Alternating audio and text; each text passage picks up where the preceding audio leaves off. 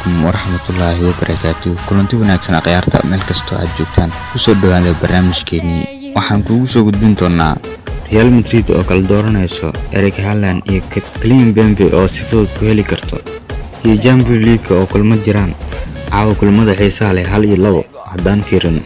Liverpool iyo Ajax, Barcelona iyo Bayern Munchen kulmada xiisaha leh waa kulmadaas.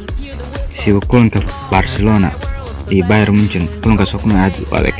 Iskoola Real Madrid, PSG, Bayern Munchen iyo Manchester City xidig Real Madrid soo ciyaaray oo magacaabay kooxda xilli ciyaareedkan ku guuleysan doonto Champions League. Haddaba kooxdaas ay noqon doontaa wax ku dhageysan doontaa barnaamijkeeni inta wada ku jiro. Barcelona iyo Bayern Munchen oo kula ciyaareed qurux badan dhexmar doona caawa UEFA Champions League.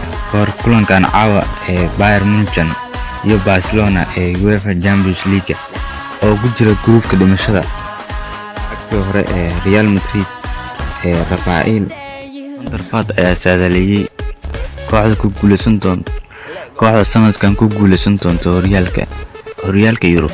Rafael van der Vaart ayaa dhinac iska dhigay faldanka u dhaxeeya kooxdiisa hore ee Real Madrid iyo Barcelona, waxaana uu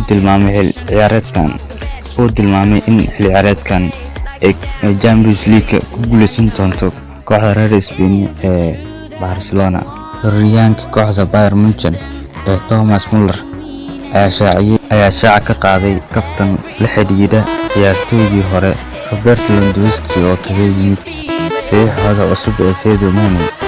Barcelona iyo Bayern Munchen oo groupka dhimashada ku jiro kumid ku soo qor kooxda badinayso isleedahay way badinaysaa.